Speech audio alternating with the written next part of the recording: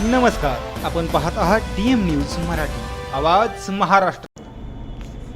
बिडकीनमध्ये लोकशाहीर अण्णाभाऊ साठे यांच्या 106व्या जयंतीनिमित्त विविध कार्यक्रम उत्साहात। लोकशाहीर अण्णाभाऊ साठे यांच्या 106व्या जयंतीनिमित्त बिडकीन येथे विविध सामाजिक व सांस्कृतिक कार्यक्रम उत्साहपूर्ण वातावरणात पार पडले। अभिवादन, प्रतिमापूजन, शासकीय कार्यालयांना भेट, अन्नदान तसेच भव्य मिरवणुकीद्वारे लोकशाहीर अण्णाभाऊ साठे यांना अभिवादन करण्यात आले। कार्यक्रमाची सुरुवात सकाळी 10 वाजता लोकशाहीर अण्णाभाऊ साठे नगर येथे प्रतिमापूजन व अभिवादनाने झाली।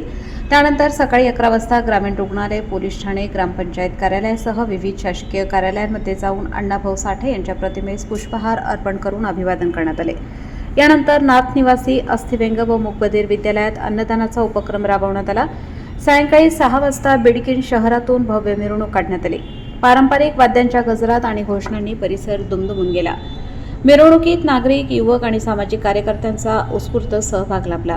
प्रतिमापूजन व अभिवादन कार्यक्रमाला जिल्हा परिषद सदस्य मनोज पेरे, सहाय्यक पोलीस निरीक्षक निलेश शेळके, वैद्यकीय अधिकारी डॉक्टर आसमा शाहीन, पंचायत समिती सदस्य अक्षय गवारे, सरपंच अशोक धर्मे, युवा सेना प्रमुख काकासाहेब टेके, तमिजोद्दीन इनामदार, उपसरपंच किरण गुजर, मधुकर सोकटकर, अंकुश धर्मे, विकास कोरडे, रमेश शिंदे, सागर फरताळे, ऋतिक धर्मे, प्रवीण चव्हाण, किशोर धर्मे, अनिल शिंदे, निसार इनामदार, आझम इनामदार, अली इनामदार, उमेश गुजर, जयंती उत्सव समितीचे अध्यक्ष अंकुश औचिंदे, उपाध्यक्ष भरत मोघे, सचिव श्याम पाटोळे, संदीप गायकवाड, जीवन मिसाळ, रवींद्र गायकवाड, राकेश गाढे, प्रवीण गायकवाड, विठ्ठल आहेर, आदित्य घुले यांच्यासह बिडकीन व परिसरातील पदाधिकारी, कार्यकर्ते आणि नागरिक मोठ्या संख्येने उपस्थित होते।